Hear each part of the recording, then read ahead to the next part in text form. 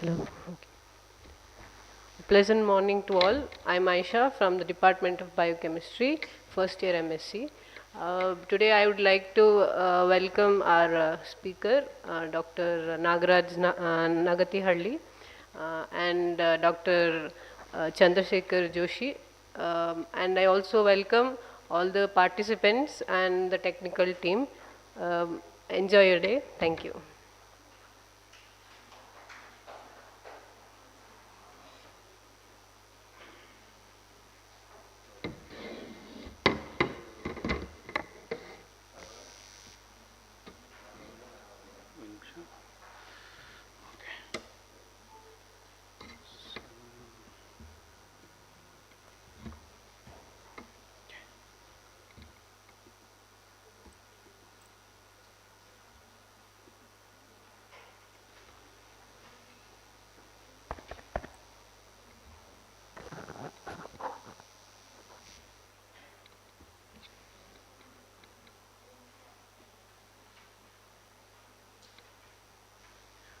Good morning, everyone.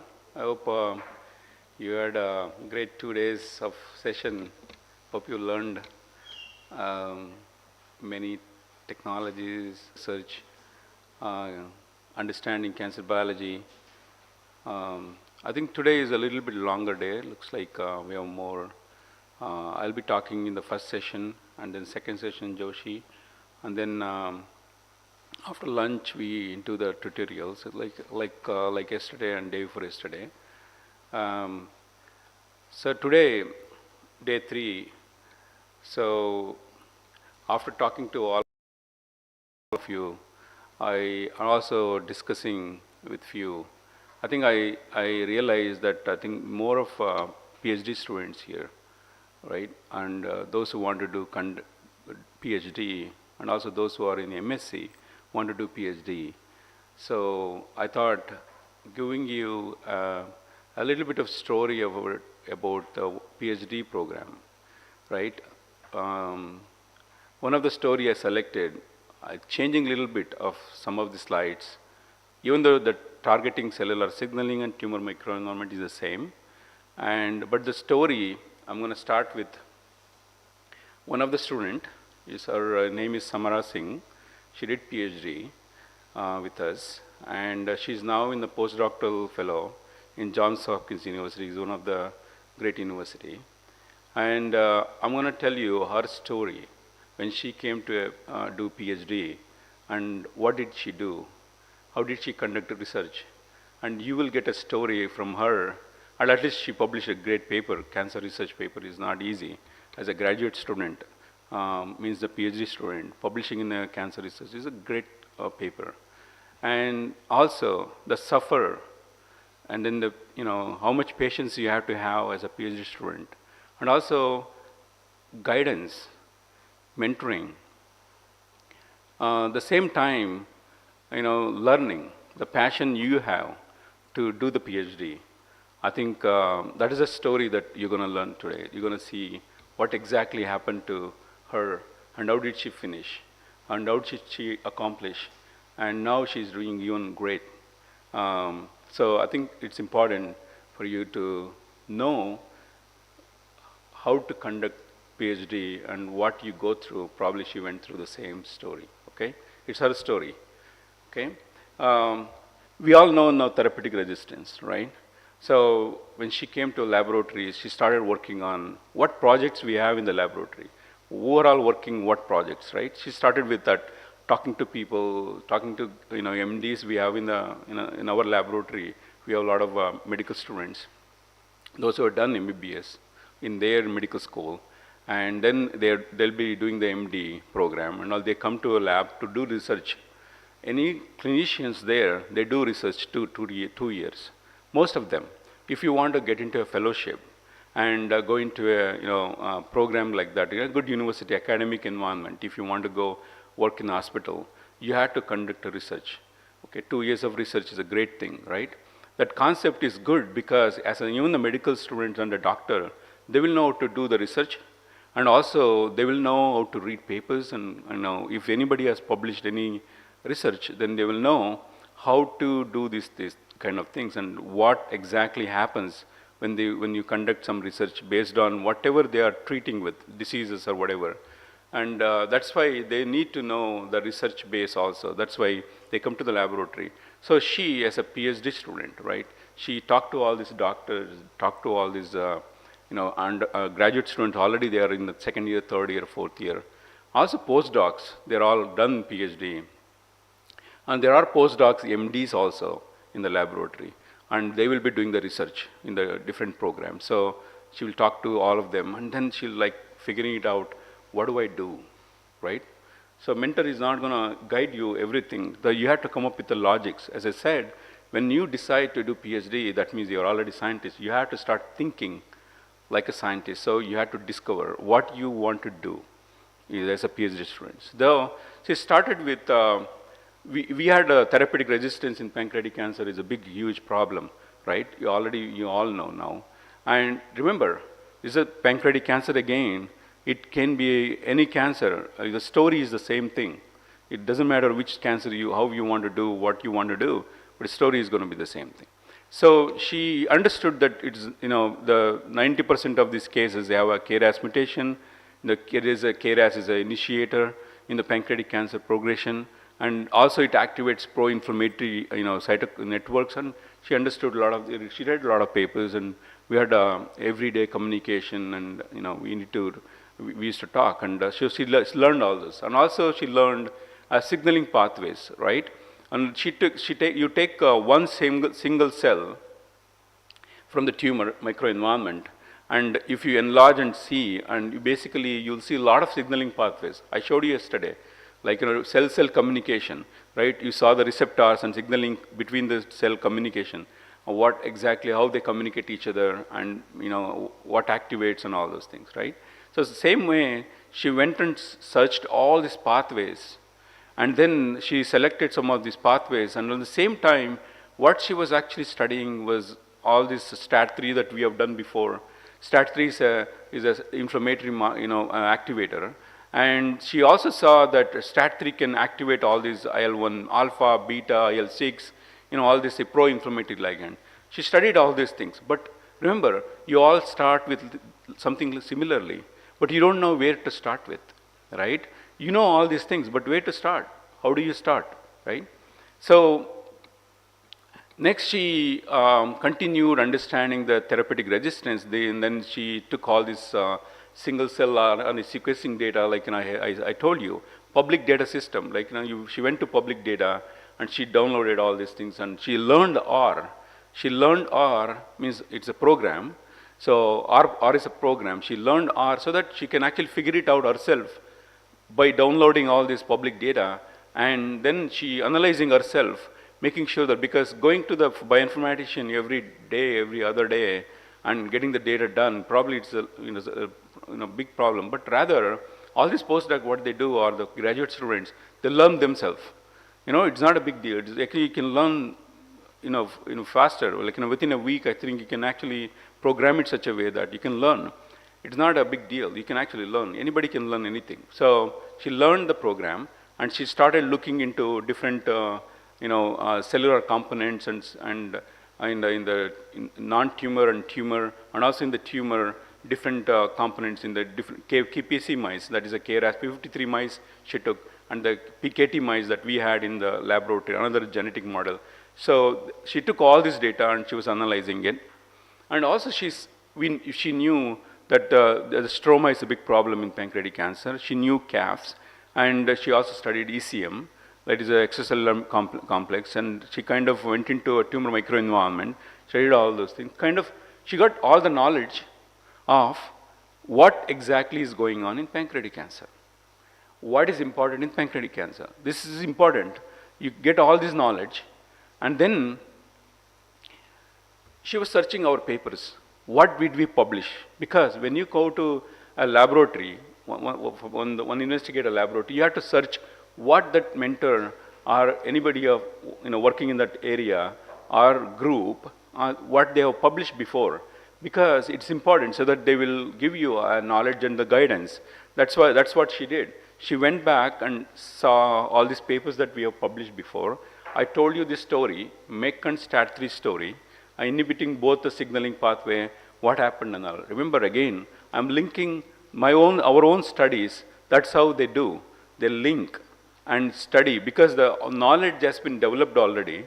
It's important to someone else to come and add that to the knowledge, some more information and get it better, right?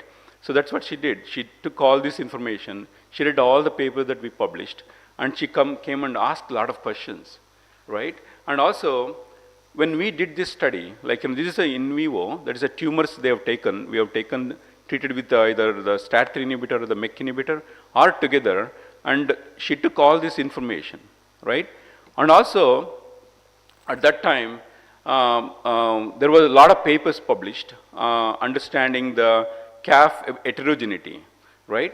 The papers started coming. Calf is becoming like hot at that time, like 3, 4, 5 years ago, and now she understood that there are papers coming out as a calves, and you have to do the same way. Any PhD student understand, and all the same time look what papers are coming out, the one that you are reading, one that you think that it's important, that area, right? So she also understood that IL-1 alpha is a critical mediator involved in the inflammatory calf polarization. It is published data though. It's a published data, it is not ours or anything. She understood that IL-1 alpha is important mediator in the inflammatory calf. So she thought, okay, calf is important because this is all stroma in the pancreatic cancer, and now inflammatory calves polarization will be done by this IL-1 alpha. Now she got IL-1 alpha is important. She came and asked me, oh, Nag, this is what happened. IL-1 alpha looks like a key mediator, and looks like I'm interested in. You know what I did? I went back to my old data, and I digged all the data, and this was one study that I did long ago. That what I did was I took all this MEK STAT3 inhibitor, treated the samples, like these are all MEK STAT3 inhibited one, and MEK inhibited and STAT3 inhibited. These are the control. These are all cytokines. Okay, this is the cytokine array screening. So that's what I did long ago. When I analyzed at that time, and the IL-1 alpha and the IL-1 beta were very important because when you combined inhibition of STAT3 and the MEK, IL-1 alpha and the beta, they are here. When compared to IL-1 alpha and beta here, control, and if you compare any of the STAT3 and the MEK inhibitor, and you see here, IL-1 alpha went down completely. Means that when you inhibit STAT3 MEK together, IL-1 alpha and IL-1 beta were going down. Means that whatever the data we had on the tumor microenvironment, affecting tumor microenvironment, anything like that, probably mediated by IL-1 alpha and beta. That's what I told her. Okay, this is amazing. This is people are started looking into IL-1 alpha. Probably our data clearly shows IL-1 alpha and beta are important because of the data what we had, right? And then she thought, okay, looks like that is it. I'm gonna work on IL-1 alpha or the beta, right? Then she started looking into IL-1 alpha, right? So you have to start with something. So that gives you a confidence. If someone has published something and now you're linking your own study, and now you know that confidently you can move forward and say, okay, probably this is something that I can look into. Okay, that's what she did. She went and searched for all those things. And also what she did was she compared the IL-1 alpha expression in the normal tumor and to the tumor, pancreatic tumor. And she saw IL-1 alpha was very high in the tumor when compared to the normal. And then she took this PTF1A Cree and the PKT. This is the genetic mouse model. This genetic mouse model also she saw IL-1 was very high. She got more confident now. Now, okay, she thought at least I have AM1. Remember, in your thesis, you have to have at least AM2 or 3, right? So at least she thought, okay, I can start with AM1, right? But she's not there yet though. But she has to figure it out. Okay, IL-1 alpha is high. Probably people might have published already IL-1 alpha is high. But important is that what is the importance of IL-1 alpha after that, right? I mean, in your study, in your story. So now she got, it is overexpressed in pancreatic cancer, and also she saw if you have a high IL-1 alpha, there is a worse survival in the patient data. These are all TCGA data, okay?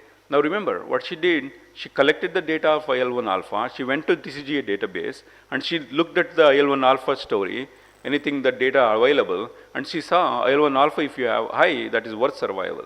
Okay, great. Now she got the story. Now she was thinking, okay, now I'm going to start looking into IL-1 alpha and see what other other cytokines can link together, and whatever that is. Okay, she can get information about. Any information you get is information for you to put it in your figure 1 or figure 2 in the thesis, right? So she started with that, and she started looking into, okay, now I got the story of IL-1 alpha. What about IL-1 beta? So people ask you, if you say IL-1 alpha, what about beta? What about something gamma? What about other? What is important in the IL-1 story? That what other IL-1 cofactors are there, or regulators? And then she starts searching about IL-1 alpha and IL-1 beta. Okay, we told no, you cannot just say IL-1 alpha is important. You have to compare with other marker, right? Like IL-1 beta. Then I'll ask, because IL-1 beta story is already there in the research publication. Then I'll ask, okay, what about IL-1 beta? Did you look at it, right? So that's why she compared IL-1 alpha versus IL-1 beta. So both are pro-inflammatory, both share the same receptor, and they have a separate regulation. Okay, and initially what she did was, so she collected all these cell lines, and also human and also mouse cell lines. She separated these cell lines with high IL-1 alpha and low IL-1 alpha, and high IL-1 beta and low IL-1 beta. And even when she saw that, there are many cell lines that she saw very high IL-1 alpha when compared to IL-1 beta. So IL-1 beta was less when compared to IL-1 alpha. So she got story. Now IL-1 alpha, if it is very high, that is important. I mean, looks like it is important. So her story is building, right? Now she got IL-1 alpha. Now we see IL-1 alpha is increased.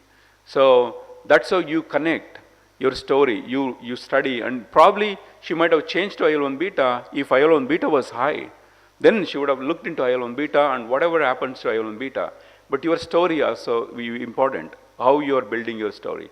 Even though you start with IL-1 alpha, probably you end with IL-1 beta. It depends on what data you are collecting, right? So then now she got to know IL-1 alpha is important. People ask her, okay, then how do you know IL-1 alpha, how it is regulating? So we all know IL-1 receptor is there, and it has to go through the receptor and show me the receptor expression and show me how this is IL-1 alpha is regulating through IL-1 receptor. So before doing that, what you need to know is that whether the receptor express or not, whether the receptor is there. Don't predict. This is science and the scientific investigation you are doing. There is no prediction. You have to have the data. You don't have the data, you cannot predict. You cannot predict and say it is actually happening. No, it may not be happening. Until if you don't have IL-1 alpha receptor, how is this IL-1 alpha is even working, right? That is important. So you need to know that how this is regulating through what. You need to see it. So this is exactly what she did. We told her, no, you had to go and do the single cell RNA sequencing data and see whether IL-1 receptor is expressed anywhere in any of the cells. And what she saw, look at that, CAFs. So CAFs expressed high IL-1 alpha, IL-1 receptor when compared to any of the cell types. What does that mean? That means that the IL-1 alpha, IL-1 receptor is high in CAFs when compared to any of the cells. What does that mean? That means IL-1 alpha is not on the epithelial cells and working. IL-1 alpha is going somewhere on the CAFs and hitting the CAFs because the receptor present on the CAFs, right? She got that idea. Okay, this is the data. Your own eye, you are actually seeing it.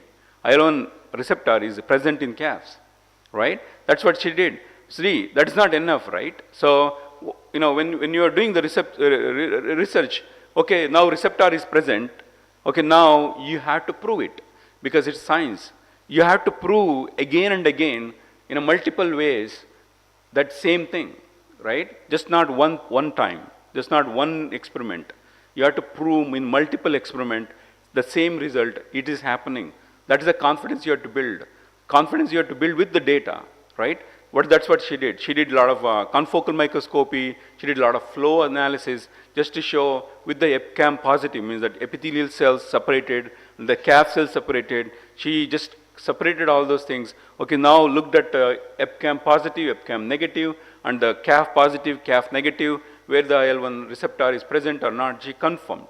She confirmed that IL-1 alpha is released from the pancreatic cancer tumor, and now it is going and binding on the calves on the receptor. IL-1 receptor is there, and now it is going and binding, and something it is doing on the inflammatory calf activation, or something it's doing. See, it's a story, right? Okay, now she got to know, okay, something is happening, my story is built in. Okay, now she's actually having the story.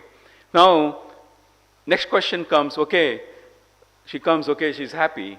Now I'll say, what mediates the tumor IL-1 alpha production? Now a question, okay, now she got a story, she's excited, now I'm depressing her, telling her that, okay, this is great, this is awesome, you got that story, you got all these figures, fantastic. Now tell me how this IL-1 is coming, how this IL-1 even alpha is produced. You need to know that too. Before you go and tell the story to me, that's what I'm saying. You can go ahead and work on it, but I'll ask the question, how this happened, right? So one story that we built it before, STAT3 and the MEK inhibition together, and the IL-1 alpha was regulated. IL-1 beta was regulated. So now she knew that data, okay? We already published. She can link easily to the MAP kinase and the STAT3 story. But she went ahead and she wanted to do her own investigation. We thought, wow, that's awesome.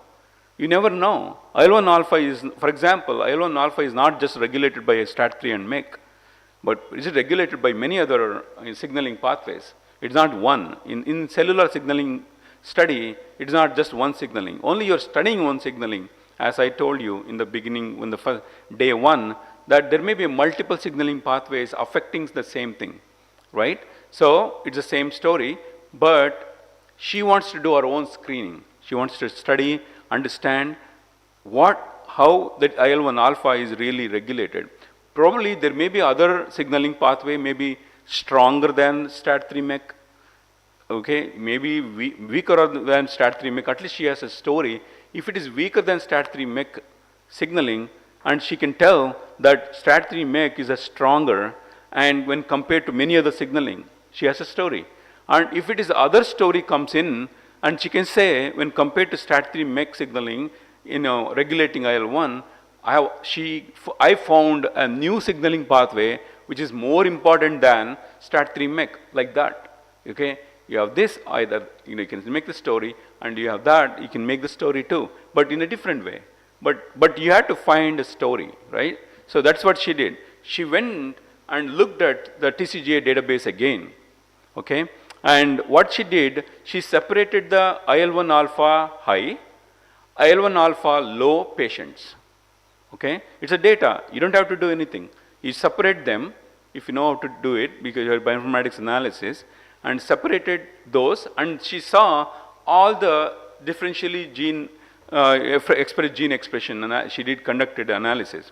So what she found that one of the signaling pathways, she saw MAP kinase was high in IL-1 alpha high patients. So she came back to same signaling pathway, MAP kinase, which we studied, right? And that's the story. She's actually linking back. Right now she got a story, MAP kinase is important because of the expression is very high in the IL-1 alpha high patients. Now she was happy. She was very happy. She came back and she said, MAP kinase is good. There are many other MAP kinases. MAP kinase 1, 2, or P38 MAP kinase. And at that time, MAP kinase ERK was very well known. She wanted to check P38. And I asked why you want to try the P38, because there were papers coming out, not well established signaling pathway, even though it regulates like a MAP kinase, but there were papers, very few papers were published in that angle and area, and she wants to establish something, whether P38 regulates the IL-1 alpha or not. So what she did, she compared all of this signaling pathway, okay? She just did not go and selected the P38. Remember, she has to prove P38 is important. But even though she thought about it, but you have to prove scientifically comparing with other signaling pathways, right? What she did, she collected the inhibitors for mTOR, MEK-KERK, P38 and also Jun kinase. These are all come in the same signaling KRAS signaling pathways. So she selected all the signaling inhibitors. And then she selected all these inhibitors. She started inhibiting each one. Okay? So inhibiting each one and see which one, when you inhibit, IL-1 alpha will get downregulated. Right? So then she will select that, whichever that is coming out. So close her eyes, she got all the inhibitors, and one day she started working on, okay, story, right? And she came back with this one. She's like, she got excited. The reason is the IL-1 alpha went down with the P38 inhibitor when compared to any of the other inhibitors, even the MEK inhibition. Okay, even though there is a little bit of change here and there, but the strongest inhibition she got is P38. Okay, this is exactly you have to do. What you have to do is, it's not that you pick one and go. No, you have to compare. Make sure the one that you're working on is the strongest, is the pioneer, is the one that actually regulating this signaling pathway which you are thinking of. You know, basically she is linking the story.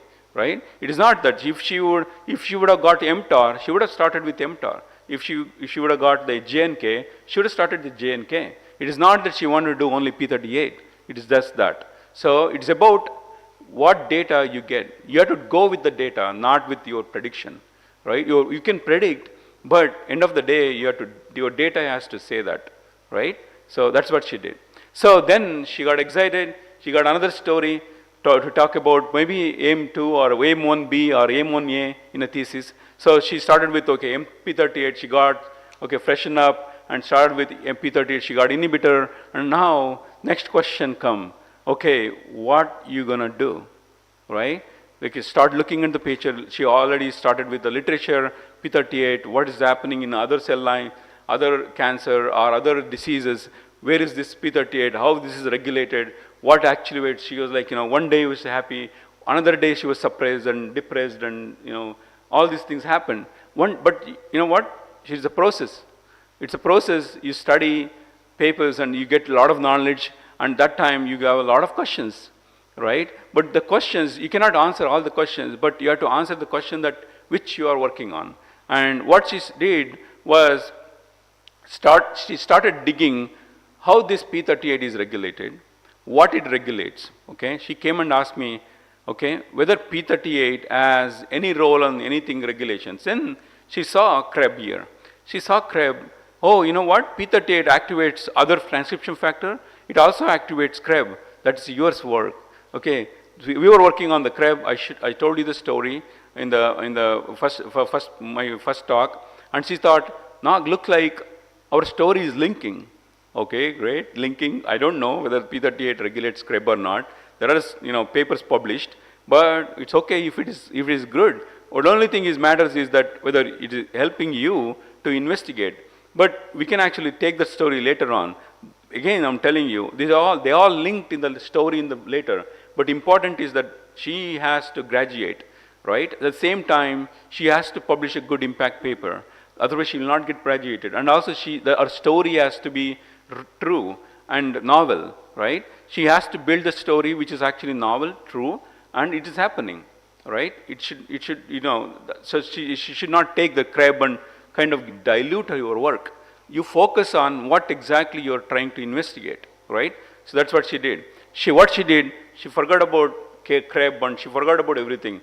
Just focus on P38 and focus. You can easily go and start with something which is maybe someone else is doing neighbor, someone else, maybe other investigator, another university. It is not important. Important is that what you're thinking, the focus on whatever the data you're collecting and getting it, focus on that particular one, because that may be the true thing. Rather than someone else may be doing something and you start working on that and see whether that works for you. It may not be true, okay?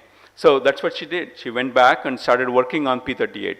She looked at all the cell line again on the Western blot and looking at what cell line express high, what cell line express low, so that she can actually model those cell lines to study further.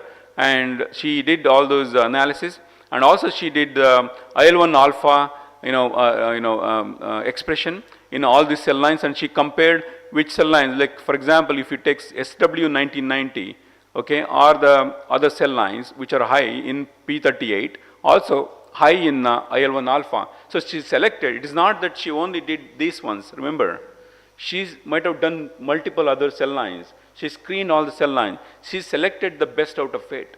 She selected the one which actually have a high P38, high IL-1 alpha. That is her story, right? When you have IL-1 alpha high, P38 was high, and vice versa. So she wanted to select in the patient data. So she selected those cell lines so that she can play with it in the in vitro experiment, or you can actually play with it in the in vivo experiment to prove her hypothesis and logics. Okay, she correlated all these things, making sure that they all correlate well. Okay, and then she went ahead and did the correlation between different human PDAC cells. Like she took some of these MAP kinase and the SW1990, and then she did the siRNA for the MAP kinase, making sure that when she did the decrease in the P38, what happens to IL-1, and also she did the low IL-1 alpha, high IL-1 alpha story. You can see the MAP kinase expressed low IL-1 alpha, and also she saw SW1990 high IL-1 alpha. So remember, picture perfect. I always say, even though she had data with the Western blot and other analysis, ELISA and all those things, but picture, you have to see from your eye. That's what I said. You have to show me the picture. Show me the picture which actually I can see IL-1 alpha is there, right next to P38 or together with P38, somewhere around, right? You see that there. She saw, okay, now I got the data. Look at that. It's actually co-regulated. They are actually right there. And the red is at P38, and the green is IL-1 alpha. And she saw beautifully that they both express, and she was very happy. Remember, important is that she selected the best based on many factors. When you are working on like that, you will never go wrong on the way, unless it is contaminated, unless there is something else is happening to your cells. But you'll never go wrong. It is there. It will be there forever. Okay? The data reproducibility only in science can happen only the data you collect like this.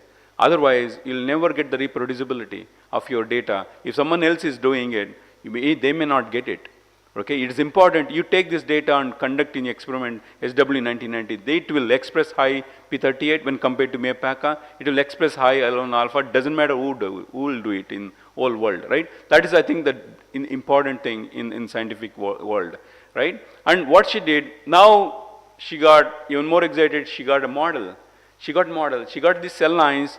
Now she can model a lot of things, right? But remember, that's not enough for her. What she did, she went back and immediately, we had all these model in our laboratory, like human PDAC tissues and mouse models and all those things, right? She wants to go ahead and look at in all these things before she do any experiment. That's what we say. Okay, just don't get excited. Go back and look at all these things, making sure that your work, because you're going to spend next 2-3 years in the laboratory, or maybe 4 years, like working on these models, make sure that work that you're showing me is perfect, is going to be reproducible, you will not have any problem in the future. So otherwise, you have to change your science, your aim, which is actually even more worse than just doing the science and working in the laboratory, right? So that's why when in the initial stage, you have to make sure your data, what you're collecting, is perfect and reproducible and repeatable, and anybody you can give it to, they should be able to get the data same way, right? These are all the things I think she has to think about. And what she did, she went back and got the PC3017, that is a PDX. We have these PDX models in the laboratory, the patient-derived xenografts, and we have collected our own patient xenografts, so we know the mutation profile of all these patient-derived xenografts. So she selected those, and she saw that one of the tissue that they got high P38, have a high IL-1 alpha, something like that. And she also saw all these patients whether P38 alpha, which is high in a tumor when compared to normal.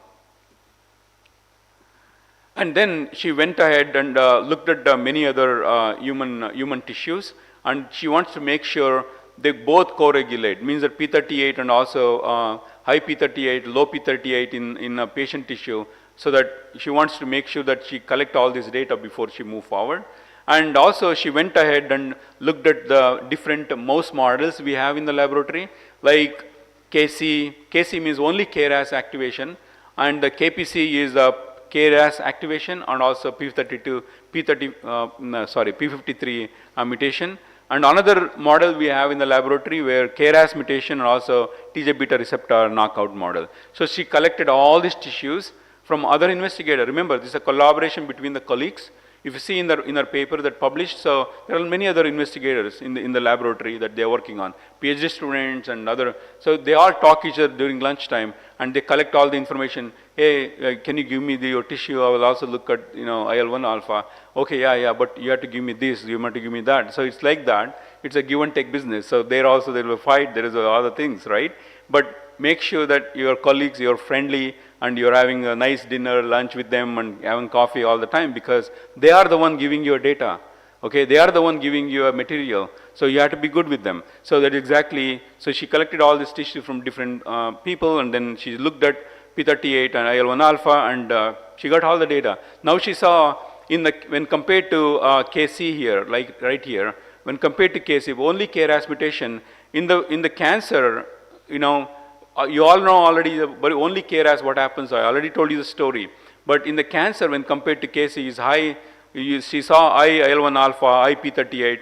So she's basically getting the data exactly what she is thinking about. You may say, oh, like it's so perfect. Yeah, it's perfect because the model she screened, the data she collected in the basic initially is actually going well with her data later on. So she might have tried in many ways. Like for example, the major issue here is that probably the antibody did not work, maybe did not express, maybe there is an issue with the antibody that she got from the one company.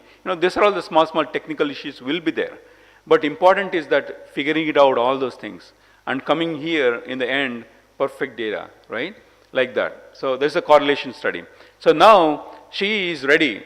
So when you want to make a AIM-1, you have to have the background story. She built all the background story. She is very strong now. She got a story, P38, IL-1 alpha. She's ready to rock, right? So now she got the AIM-1. I'm so happy that I got a AIM-1. Okay, what is the AIM-1? Determine the mechanism of P38 MAP kinase mediated transcriptional regulation of IL-1 alpha in PDAC. She got already all the data, but she wants to regulate and see what is the mechanism, how that is regulating. The P38, she got a story, IL-1, she got a story, but whether P38 is regulating IL-1 alpha, you have to show in the transcriptionally, right? You have to show further that whatever the regulation she's showing, she's actually showing the correlation, not the regulation, right? You have to show whether they regulate or not, whether they regulate or not. If they are not regulated, it's fine. There is always something else will be there to work on. If they are regulated, it's fine. I'm completing the AIM-1. So that's what she is actually working on. She worked on the next experiment where she wants to prove that P38 is regulating IL-1 alpha.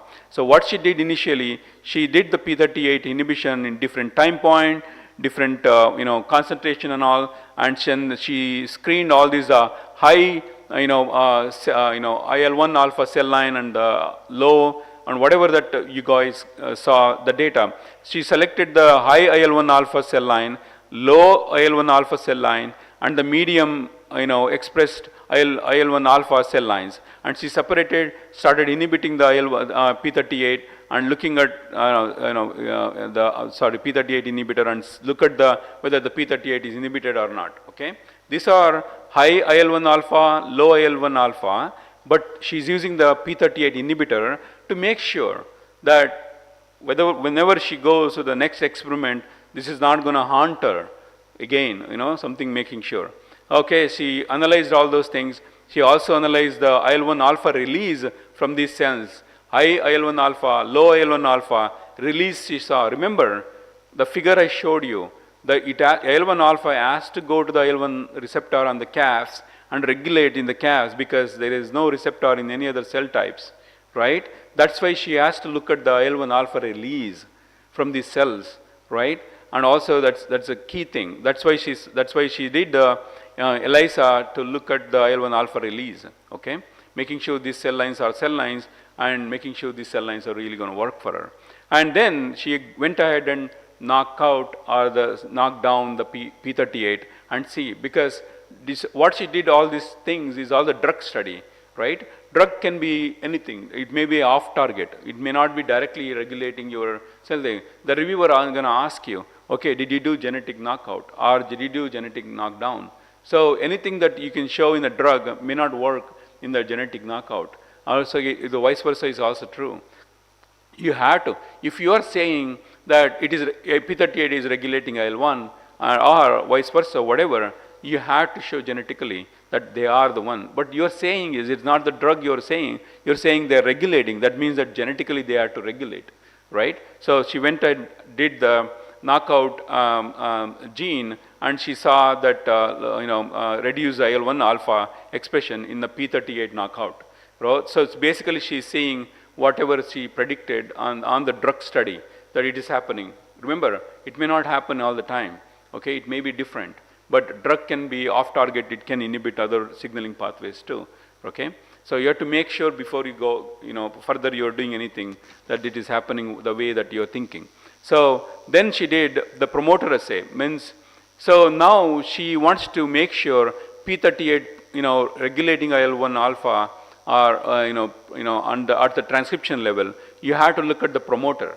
So if you don't know, you can actually ask your colleague how to do this analysis. There are softwares available now. Now you can look at easily promoter analysis and whether they regulate or not, easily available online. There are many softwares and the promoter and the assays and all this. You need to collaborate with someone who actually knows all these things, and you actually can see whether your molecule is going to bind on any of these receptors or the IL-1 alpha or beta or whatever that is she was thinking. So she did some collaboration with someone, and then she got all the data with the SP1 and the RELA, because they are some of the regulators available. Andre means that it is already known in the field that there are this IL-1 alpha regulates SP1 and the P65. So she did all the literature survey. She collected all the information.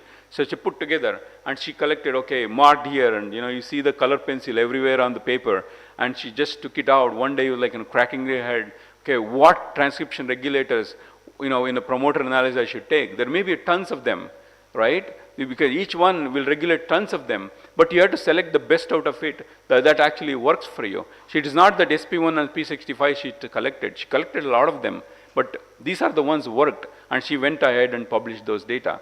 But it is not that only you are the only one. Okay, there may be other ones, but they did not work for her. It's about that. It's about screening but selecting, right? And she's going to tell you why she selected these promoters, transcription regulator from the P38 assay, IL-1 assay.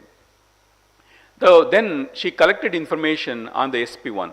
SP1 is well known in the field. You all know SP1. Probably, if you are working in the biochemistry or biotechnology. SP1 is overexpressed in pancreatic cancer. She saw that. And she went, before she takes up any of the SP1, people ask, reviewers will ask, okay, if the IL-1 is expressed high, if IL-1 is regulating SP1, is that, IL-1 high as SP1 high too? Or whatever that P65 you're saying, if they are regulating, that means they are regulating genetically, means that they have to regulate, on the protein expression also. So she just saw SP1 is overexpressed in any of these mouse models she saw. She did see that, okay? And then when she started inhibiting SP1, and P65. Now, if the SP1 P65 is regulated, and if she is inhibiting these ones, I mean, they have to regulate IL-1 alpha transcription, right? And also, if they are regulating IL-1 alpha transcription, what does that mean? They have to regulate IL-1 alpha release, right? So this is basically, she is developing a mechanism and telling a story that this is how exactly this biology is working.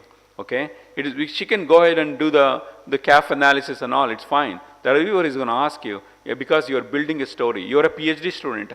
If you are a PhD student, you have to analyze, understand the biology. You have to learn how to do all this experiment, how to conduct the promoter analysis. You have to see how they regulate each other. You know, there's a story you have to build. You can go ahead and do the therapeutic analysis, but it's easy. But again, you will not be learning. You will become a therapeutic person. But you have to be a biologist, means that you have to understand this biology inside what happens, right? So she did inhibit all this, and then she saw that IL-1 alpha is reduced, and also she did all this analysis. So basically, now she confirmed that P38 is regulating these two factors, and these are the ones regulating IL-1 alpha. So now she was clear on this, that the whole story is working for her. But remember, these two she selected the best out of best, and she making sure that P38 is regulating transcriptionally and also genetically, and these factors before she went ahead and did the IL-1 alpha study, right? So now she got a P38 story, but she's not happy yet. You know what I'm saying? So she's not happy because anybody will ask you, okay, P30, whether they are phosphorylating or not, whether they are phosphorylating, whether it's only transcription regulated. So she went and did the knockdown of MAP kinase, and whether she wanted to see whether they phosphorylate the SP1, P65 also in vitro. So she did see that the decrease in the phosphorylation when she knocked down the P38. And then she did all the different cell types. Again, I'm going to ask her, if she is going to use the P38 inhibitor, I'm going to ask her, okay, if it is genetically it is true, can you show me with the inhibitor? Because you're going to use the inhibitor, and inhibitor, if you're using, and therapeutically if you're saying that P38 inhibitor you should use in the patient, means that I want to make sure that they are regulating all this SP1 and the P65 that you're talking about, right? That's what she did. She went back and did the chemical inhibitor, and then she saw that phosphorylation of these factors were also regulated. That means that I'm confident that now I can say that you should take this drug to the next in vivo work. But she was not. She wants to study further and make sure even further more. You know what I'm saying? She was more into a science because she got excited and she wants to do more and understand more before she go ahead and do the treatment, right? So what she did next is that she separated the nuclear and the cytosolic fractions, and she wants to make sure that in the nuclear, when she is inhibiting this, and the nuclear SP1 and the P65 are regulated or not. What is happening to the cytoplasmic, things like that. So what she saw was in the nuclear fraction showed reduced nuclear phosphorylation of this SP1 and P65. It's important to know, because you all say about the transcription regulators, if you don't show all these nuclear fractions and all, maybe probably it's doubtful whether they are really doing it or not, right? So even though it's very difficult to get the nuclear fractions and study, but she did her best, whatever she can, to make sure they are not like an opposite to what she's thinking, right? Before she do any in vivo assay. She was very confident now. She got all the data, whatever she wanted to do, and she showed all the data to us, like, okay, sir, this is all working perfectly. This is what do I do? Can I go ahead and do the in vivo? Yes, go ahead. We have a mouse model in the laboratory, breed them, and get these mice, and then start treating with the inhibitor that you're using in vitro. Okay, we want to make sure. You may ask me a lot of things like, did she do the proliferation? Did she do the colony formation? Did she do that one? She's done everything. Okay, only thing she's not showing all of them, but it's not important, because she's the science that she's working on, the science she's developing, the paper that she's looking into, but for that what she needed, she has it. Okay, and the paper you target. And also important, as I told you yesterday, And her paper, she want to go higher journal and want to hit the bigger journal. She wants to make sure the mechanism is right, and she wants to make sure that she's going to do whatever the in vivo, she's conducting the same way. Similarly, I will ask her a lot of questions. Okay, whether this is, if this is happening and that is happening too, and how this is happening, how that is regulated. And can you show me that? Can you work on this, right? There is no frustration here. If you want to work and publish a bigger paper, there is no frustration. You have to go back and start working, right? That's PhD program. So she selected this, mice which we had, and she bred all these mice, and then she looked at whether the P38 inhibition reducing the phosphorylation of both SP1 and P65 before she says anything about the survival, anything about the tumor, because it can happen there, but what if this is not regulated? Then reviewer will ask, okay, can you show me in vivo whether this is happening? Right? That's why she selected this. And did she did that SP1 and also P65 expression in the tumor tissue. These are all the tumors. Like for example, n is equal to 6 means that 6 mice, pancreas tumors she selected, and the 5 of these, and she did all the screening, and she actually showing what it is, whatever it is there, right?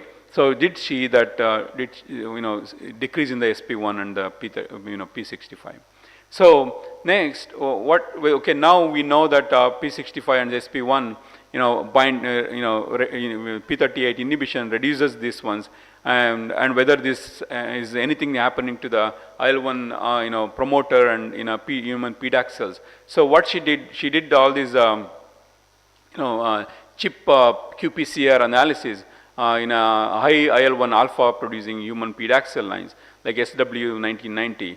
The P38 inhibition is significantly reduced, binding both the P65 and the IL-1 SP1 to the IL-1 promoter, suggesting that both these factors regulate this IL-1 alpha transcription downstream of this P38. So the potentially whether the cooperativity of between the SP1 P65, there are a lot of regulation she did. She collected a lot of this assay, making sure the P38 inhibition with the pexmetin, she used that one of the drug that actually regulate the P65 and SP1. They are regulating the IL-1 alpha, making sure that this pathway is working in vivo. She wants to use it, making sure that they are working the way that she's thinking. So now the question comes is your question, right? You saw calves. You saw calves have IL-1 alpha receptor, IL-1 receptor high. So now she has to go there, making sure that that is actually working the way that hypothesized. She did that inhibition. She went and did the single cell RNA sequencing. She collected all the tumor cells and the different EpCAM positive cells and the IL-1 alpha and whatever the expression values is, and trying to validate all this study in different cellular components. So she also did the tumor cell cluster analysis, making sure that all these signaling pathways, what she is thinking, each cellular components are cooperated and everything. And then we all knew that the therapeutic resistance, right? IL-1 alpha. I'm going back to the story, making sure that the inflammatory calf that I highlighted here, right? That is actually what I think she wants to look into. So making sure that IL-1 alpha, IL-1 receptor expressed in the stromal enriched population. So she then went and did all this, human and pancreatic tumors, whatever. She collected all this data. Remember, she also collected a lot of these single cell sequencing data sets from the human single cell sequencing and the mouse single cell sequencing data set, and she did all this analysis from the publicly available data sets, making sure that where is this IL-1 receptor, is it in the which population, before she did her own experiment, her own single cell, because she has to invest a lot of money, time, effort and collaborate with a lot of people and get those data. Before she wants to do that, making sure that it's available in the public data, whatever that they are showing, so that she can cite others' investigation, what the others have done in the field, right? So that's what she did. I don't have to go in detail, but she selected the cell types, fibroblast cell types, and she looked at IL-1 receptor, which is actually IL-1 receptor here. It actually expresses high in the fibroblast cells and also some in the endothelial cells. That is exactly what she is getting. So exactly what she thought about, we actually saw in the single cell sequencing data, and now she can see in our own model. And what she next did was understand the role of P38 in the MAP kinase in the inflammatory calf activation. That's our next question. So one, she proved all the mechanism. That is actually this one, how this actually regulated and all those. Next aim is that, as I said, she has to look into the calves and IL-1 alpha, how that is regulating in the through the IL-1 receptor, and that is the second story, right? That is the second story she is looking into. Now this IL-1 alpha, whatever it went up with the high in the P38, now this is going and binding on the receptor 1 and regulating inflammatory calf activation. And once it is activating here on the calves, remember there are a lot of other cytokines also get activated. Okay, so these are the cytokines she is actually mentioning here, because we all work on those cytokines. We worked on IL-6. I worked on the LIF. I showed you in the day 1, and CXL1 I did not show you. There is a cancer discovery paper we published, and it's a high impact, I think 38 or 39 impact factor paper. That is actually we worked on the 6CXL1 story. So that's what she's actually showing, that they are all getting regulated in this study. Okay, it's good. So basically she's linking all the story that what we published also. So she did with the pexmetinib, that is a P38 inhibitor now, and she is making sure what happens to whether this P38 inhibition has anything role on the IL-1 alpha mediated stromal activation. Is there any role on the P38 MAP kinase on the calf, extrinsic or intrinsic? She wants to make sure, even though literature says this, that, this, you have, as a researcher, you have to make sure that literature also is right, and you're also right. I keep saying this from the day 1. Doesn't matter what people have published, and when you are publishing it, show the same data again, it's fine. If that is true and it's true in your data, it's fine. You can show. No reviewer is going to say, oh yeah, you're repeating the same experiment. No, nobody says. But you repeat and then you show your data what is exactly happening. I think that's how you should link. That's how you should cite other papers, making sure that your data is collaborating, cooperating with other data too, before you show what is that new investigation you have done in your field, in your study. Okay, now she took the second aim. She started working on the P38 inhibition, whether it impairs the inflammatory calf polarization, right? If that is happening, so remember, all these experiments you have to do in vitro, in vivo, prove everything second time, third time differently, right? One may work, one may not work, right? But you have to prove it though, okay? If it is negative, it's fine. If some experiment is not working, it's fine. But you don't have to change it, okay? You just have to make sure if the experiment is not working, it is not going to work for anyone. So you don't have to even, you want to show that it is not working, it's fine. If you are not showing, because that's the reason that you have supplementary data, where you put all the negative data, also show them that this did not work.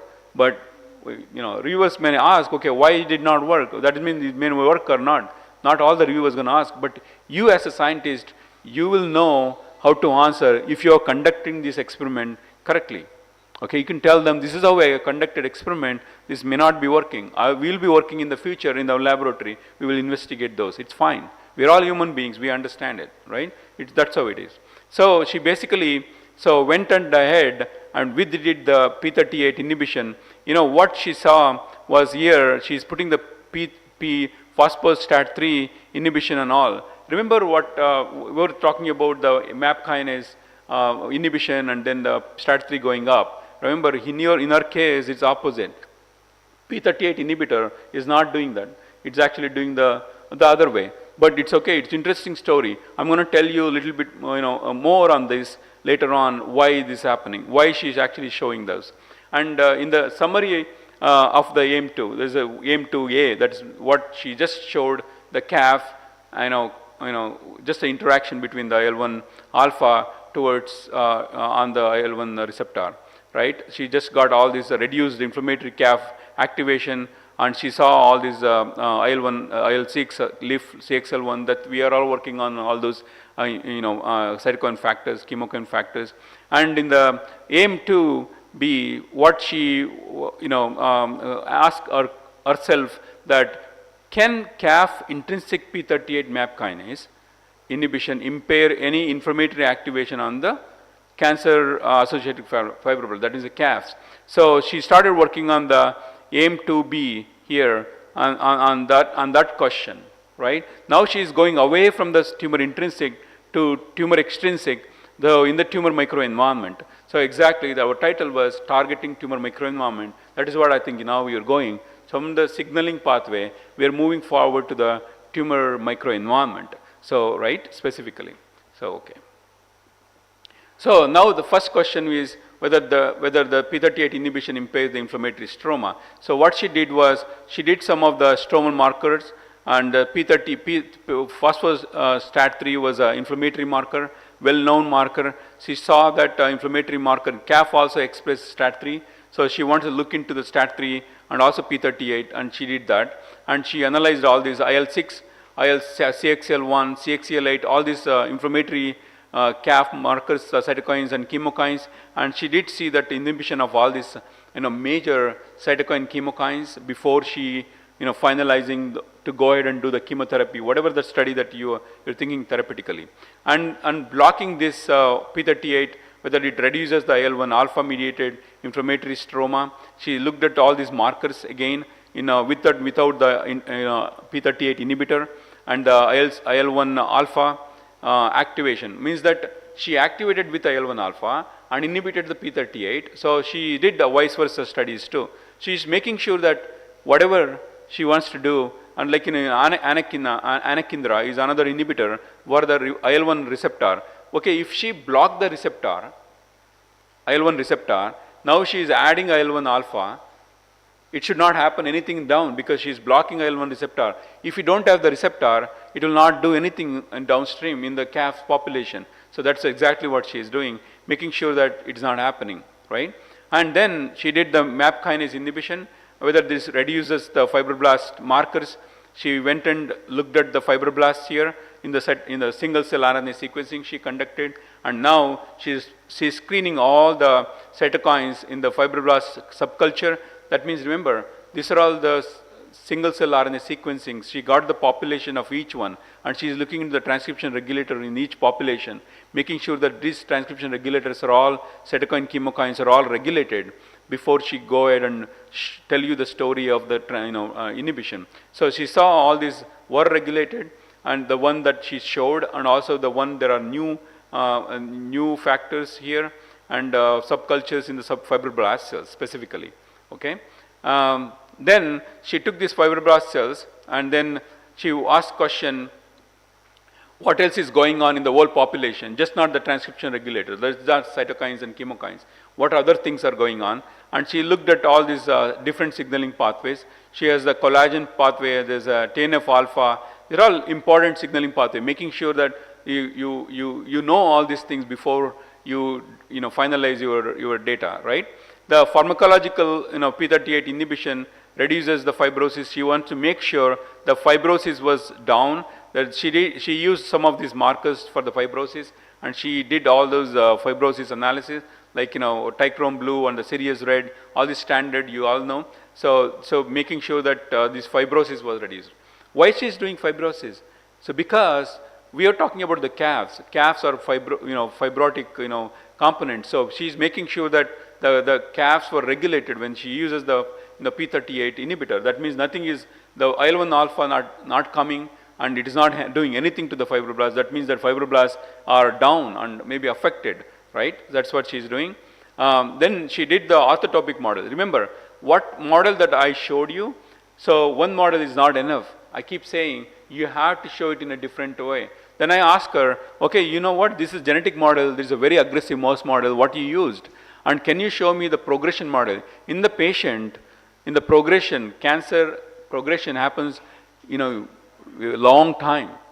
Okay, the model that KPC is a KRAS and P53 mutation that takes a long time. This is like 12 months to make the tumor. In the PKT mice, it takes like how many weeks? 4 weeks. You get the tumor, 8 weeks they die.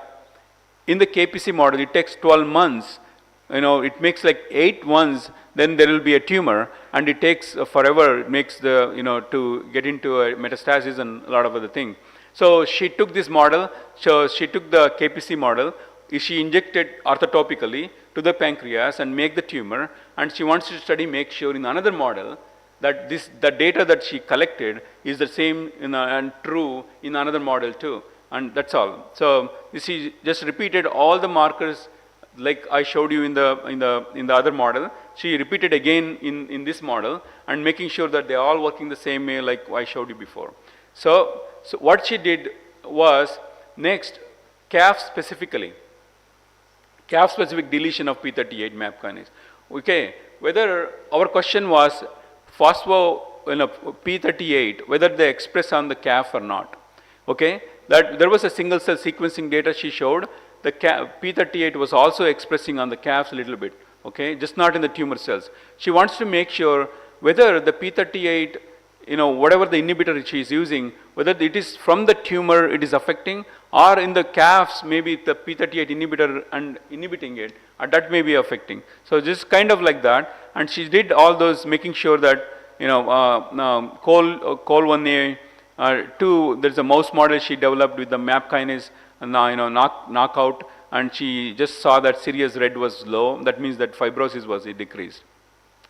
So when this is the calf specific P38 inhibition, she actually suppresses the IL-1 mediated inflammatory polarization. She saw all those studies. That is actually in the AIM-2B. She's now very happy that her AIM-2A, AIM-2B is completed. What is she missing? She is missing therapeutics, right? That is what I think we are interested in, as in a biologist in the transcription, translational studies. So she asked to do the therapeutics. That's what she did in AIM-3. All she did is making sure that we are all happy and we can take the study further, and making sure that she can publish in a journal if this works, if in vivo, and she has to show in the different models and making sure her biology is fine. Her biology already working fine. Now she actually showed all the regulation, cancer, how that is signaling pathways were regulated and everything. Now she's going for therapeutic and making sure the therapeutics works or not.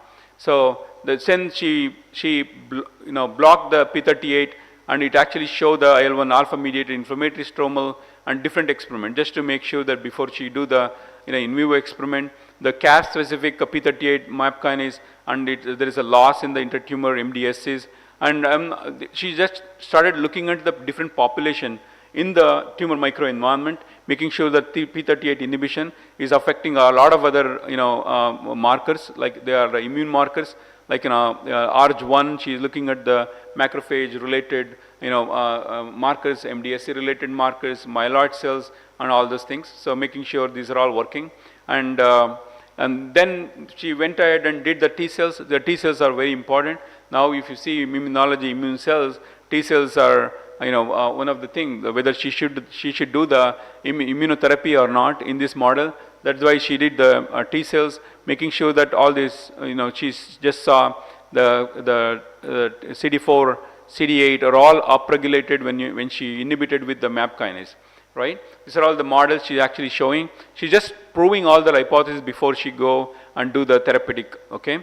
So, and also, there are a lot of monocytic populations she saw. She took this monocytic population from the single cell, and you can actually isolate your own cell type. So from these you can actually select these cells and do a lot of things. There are markers available now. You can actually specifically, you can select those cell types, which one you want to study, and actually isolate them and study them transcriptionally and also protein level, right? And that's what she did. She wants to make sure whether this inhibition is affecting.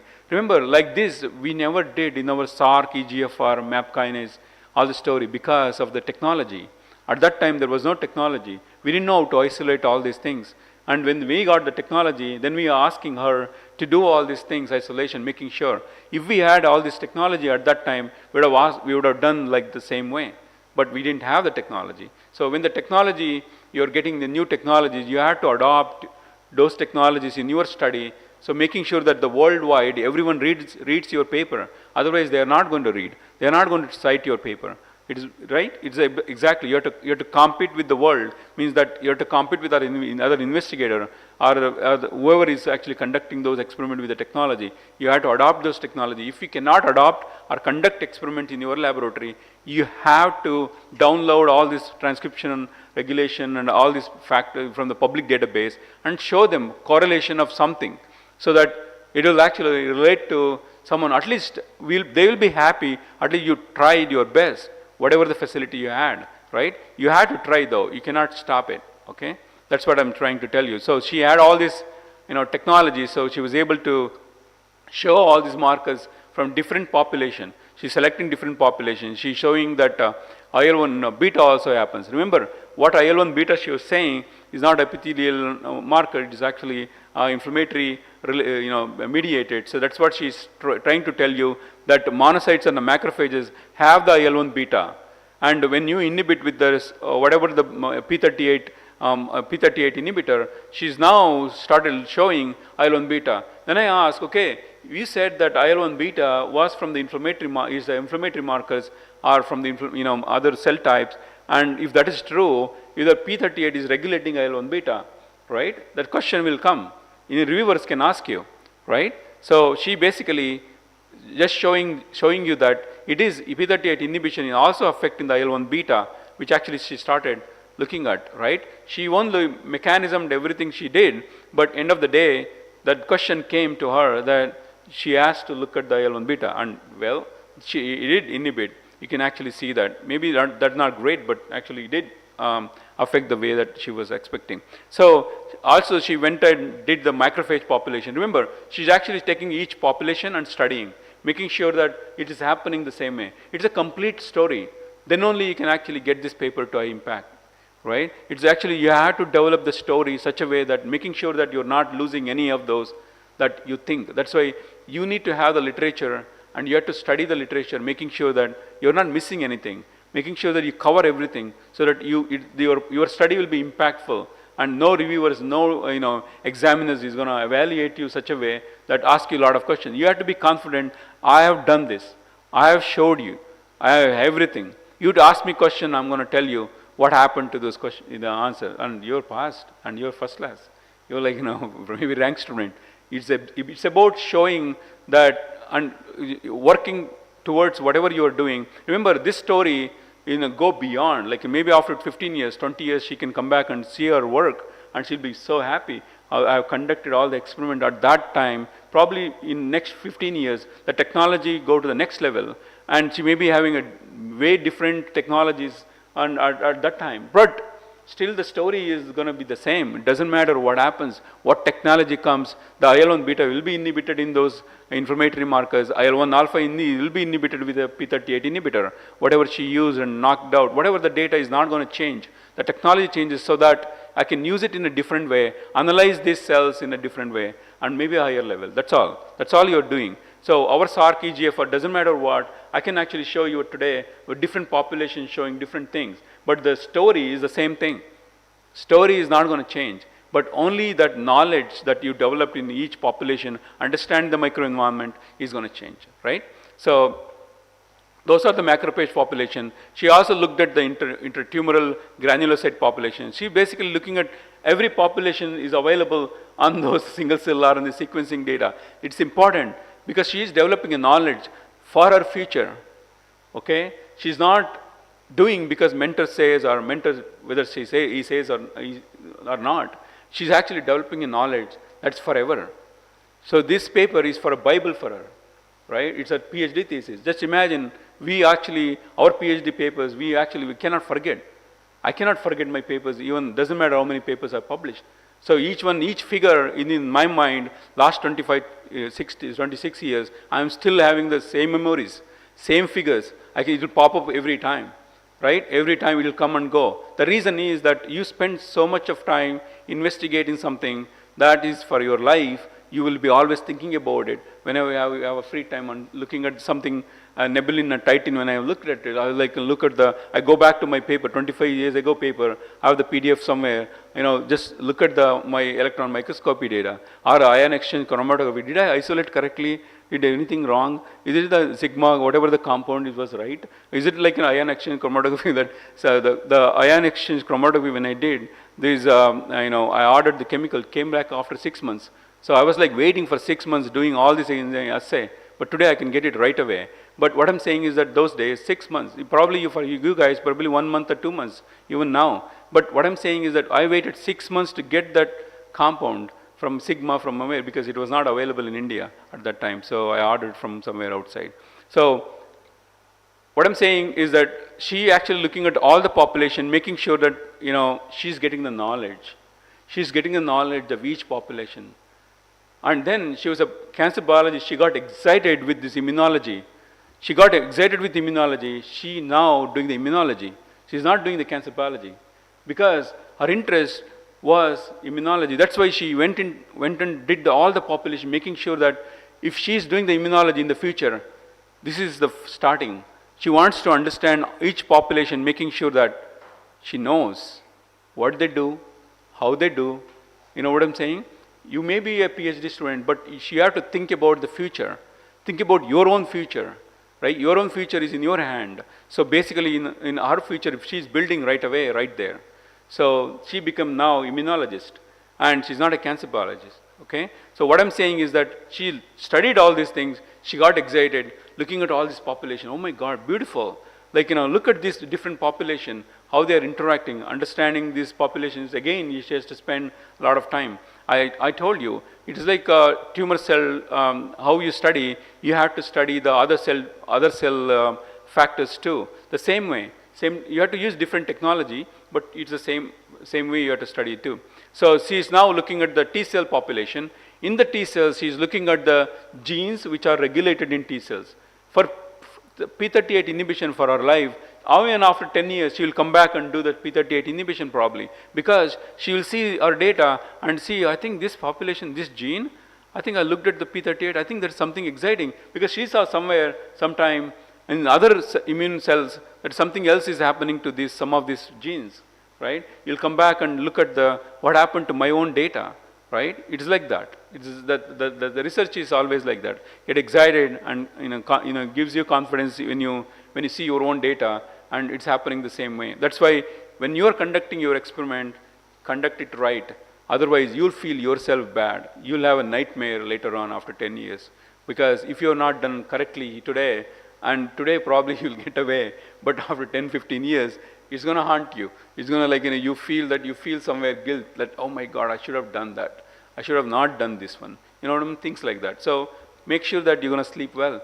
That's why you have to do it right. So the P38 inhibition increased the total T cell population, but not the CD8 T cell activations.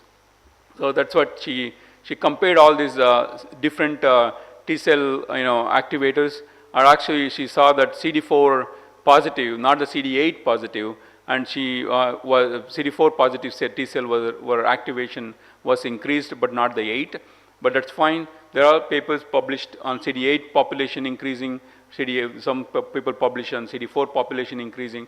I don't want to go in detail, but what I'm trying to tell you or give you in hint that different population have a different science, and they are even more exciting when trying to understand them, how they are actually doing it. Okay, this is another population, T cell interferon gamma production. Interferon gamma was also another key component. So people are studying at that time. We asked her, okay, why don't you look at the interferon gamma and see what happens to that production? So she just went and did all those experiments, and you can see the interferon gamma was high, which is important for the chemotherapy study. She actually asked the question whether the P38 inhibition enhances the efficacy of the chemotherapy. Again, I'm saying when she wants to take this to a clinical trial, and she has to do the chemotherapy, our standard therapy, like how we did before, we asked her, okay, why don't you try with chemotherapy, just in case if we want to take this study to the clinical trial, and she makes sure that the chemotherapy has been done right, because today's chemotherapy is a gemcitabine paclitaxel. What we have done is the gemcitabine, and then she went and did the chemotherapy study. So basically, we got the P38 inhibition, and then I think the next one, I think she did the combination with the chemotherapy here, and here. This is gemcitabine and paclitaxel, and this is a vehicle. This is the gemcitabine paclitaxel plus the vehicle. So basically making sure that in the just the chemotherapy study with the knockout of a MAP kinase, which is just not the inhibitor, she did two ways. One is knocking out P38 and having the chemotherapy and making sure that we didn't have that luxury when we did the experiment. We only did with the chemotherapy plus the inhibitor, but she had the luxury, she had a knockout study. Now she has a CRISPR, and she has all this CRISPRed knockout. We have a excellent CRISPR guy in the laboratory who actually does all this gene knockout and overexpression, and she used that help and then did all this knockout. Now she can do knockout, making sure that it's not a drug effect, it's just the gene is really, or signaling is actually affected. And she also did the drug study, just not the knockout. Remember, we didn't have the luxury, she has a luxury, so she did both. She did the chemotherapy plus inhibitor. She also did the knockout plus the chemotherapy, making sure that they're all working fine. And when she did in this mouse model, so P38 inhibitor and the gemcitabine together combination working fine, and she actually went and analyzed all the IL-1 alpha, making sure that it is not something that going wrong, right? Sometimes what happens, these cytokines can be reversed after you add chemotherapy. I showed you also in our data, making sure that it is happening the same way. So that's what she did. She went and did all those. When you want to do the chemotherapy with the P38 inhibitor study or any inhibitor study, you have to make sure that tumor burden is gone, or anything that with the fibrosis, anything that in the pancreatic cancer. Maybe in other cancers differently, but in pancreatic cancer, you have to make sure that tumor burden what happened and the fibrosis what happened, right? Because of the drug delivery and all those things. And here she actually showing the survival. Our survival was much way better, but 62 days. It is not like MEC-ARC plus we did the anti-PD-1, we did long time survival. This is a 62 days survival. It is not great, right? If you ask me why whether this is going to go to the clinical trial, may not. Okay, because of the survival. Because survival may not be that great, right? Maybe there's something we are missing. Okay, there's something missing. She's missing something science here. So someone will come and start looking into it. Probably we will have a survival much better. But whatever she had, she's publishing it, making sure that she is actually done well, biology is there, and therapeutically, whatever she got in these mice, she's actually presenting and showing to you. But there may be a science lacking, there may be something else is going on here, but the survival is much better than before, just the P38 inhibitor. But now she has much better inhibition, 47 days to a 62 day. Remember these mice die for 8 weeks. Okay, what she got is actually fantastic. 47 to 62 is another 2, 3, 4 weeks. That means that if you see in the human being, it is like another year or two, another couple of months probably. Okay, that's how you compare. So that is the whole story here. Basically, it's a beautiful story. Okay, how she built it, the whole story. She started here and went and did this one here, understood the whole thing in the tumor, other microenvironment. She inhibited, and she's just inhibited here also, making sure that P38 also expressed in the fibroblast cells and inhibit there, and making sure that also works or not. You know what I'm saying? So she just did the survival, making sure the survival what happens, and she did not stop. Believe me, she did another year of experiments that you're not seeing it, and she went and did a lot of other things, because it is actually the survival is better, but not that great. That actually haunting her all the time. She did a lot of other assays. I'm telling you that I'm not telling you a story, but what I'm telling you that there is a way always, because you have to figure it out. Okay, so our story, what we were telling her, our story, what happened, how I was actually explaining to you yesterday, how we went from the SARC to MAP kinase and the PD-1 blockade. I was telling the story. She knows the story, and she got excited, and she went and did a lot of other experiments that I'm not showing, right? But the research never stopped, right? She's just excited, and she did all this work. There's the AIM-1, and there are the future implications. She's actually doing all this experiment. If you say future implication, that means she has already done it. Okay, she's actually giving you a hint that I have this kind of data. She collected all this data, and she's actually telling that to you that this is a future implication, but she already collected all this information and actually working towards at that time 1 year of work, and she already knows how to improve. Okay, she already knows how to improve this from this study to the next study. Probably she's going to help next person, whoever comes.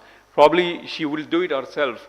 Okay, so there are some phase 1, phase 2 trial of this P38 inhibitor. Remember, I told you one thing yesterday. Okay, whenever you use the chemotherapy or whenever you use the therapy, whenever you use the targets, so make sure that that drug that you're using in the clinical trial, so that it will help you to develop the clinical trial later on, right? That is the story. That's actually exactly, she's actually showing you here that drug is already in the clinical trial. She's giving you a hint, I'm going there, but she's not telling you when, right? So she just, these are all the story. I hope you enjoyed it. I think it's something that I also get excited, because when the graduate student come and start working in the laboratory, excited and passionate, right? Passionate, excited, and she's not leaving, not even single paper coming out. And she's like, she says, Nag, I saw today this paper came out. Look at this one. This is what they've done. This is how they're like, I'm really excited to conduct this experiment. Important. The student and coming and telling you that I want to do this experiment, you're not telling them that you have to conduct this experiment, is what I think mentor has to train them, right? That the student will get excited themselves to come to the laboratory and conduct those experiments, and herself or himself, and doing the experiment and showing me the data. Sir, this is what I did. I was like, excited yesterday, and now I'm frustrated. Why? Because this is reasons. She will give me reasons why I'm frustrated today. That is exciting data, but today I'm frustrated. Yesterday I was excited. Things like that can happen. But I think it's a story that I want you all listen, and so that excited about PhD program. If you're conducting a PhD, or even if you're doing the postdoc later on, it's fine. Or become a faculty, and if you're conducting experiment, and I think the passion, what to do, what not to do, how to do, and things like this, I think is excites more. Okay, thank you all. And if you have any questions, I'll take a few minutes. If not, I think it's a tea time, it looks like. So we can discuss maybe afternoon. We have a tutorial discussion. So thank you so much. Have a tea.